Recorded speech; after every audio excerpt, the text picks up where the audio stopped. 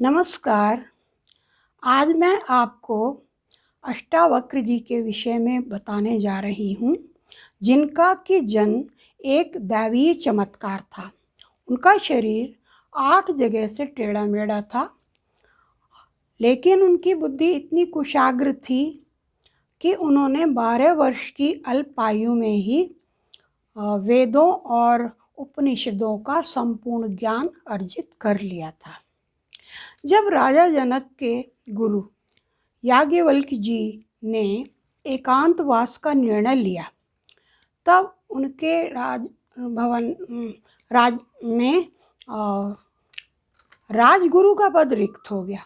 अब उसको भरने के लिए राजा ने एक ढिंढोरा पिटवाया कि जो कोई भी व्यक्ति स्वयं को राजगुरु बनने के योग्य सोचता हो, वो आकर महल में रखे हुए सोने के सिंहासन पे आसीन होके राजा से वार्तालाप कर सकता है, और अगर राजा संतुष्ट हो गए तो वो उसको राजगुरु का पद प्रदान करेंगे, और संतुष्ट ना होने पर राजा उनको यथोचित दंड देंगे।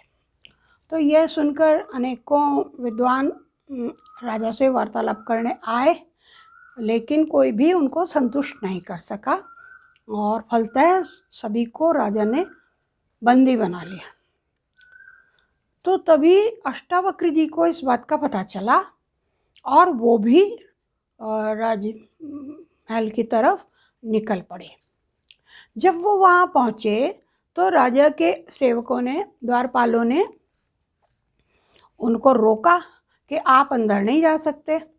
उन्होंने पूछा क्यों नहीं जा सकता, कि आप अभी बालक हो और ये इस प्रतियोगिता में भाग नहीं ले सकते, क्योंकि यह पद केवल बुद्धिमान वयस्कों के लिए ही है।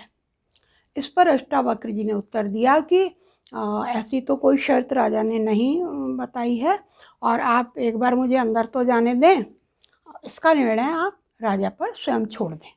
अंदर जाके राजा जैसा बोलेंगे वैसा हो जाएगा, आप मुझे अंदर जाने दें। तो द्वारपालों ने अंदर जाने दिया।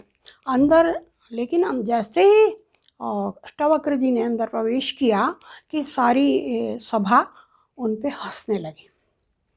यह देखकर अष्टावक्र जी को थोड़ा क्रोध आया, और उन्होंने कहा कि मैं तो ये सोच के आया था कि एक विद्वानों की सभा है और यहाँ पे तो राजगुरु का चयन हो रहा है, तो ये तो मुझे एक चर्म विशेषज्ञों की सभा लग रही है, जो कि आवरण देख के, चर्म देख के, शरीर को देख के और हंस रहे हैं, मेरा टेढ़ा मेढ़ा शरीर देख के हंस रहे हैं। क्या आप लोगों को इस बात का पता नहीं है कि जो किसी भी व्यक्ति का मूल स्वरूप है वो तो अंदर विद्यमान होता है, ये शरीर तो एक आवरण है।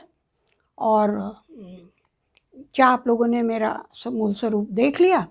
तो सब लोग फिर चुप हो गए, और राजा ने उनसे प्रश्न पूछना शुरू किया।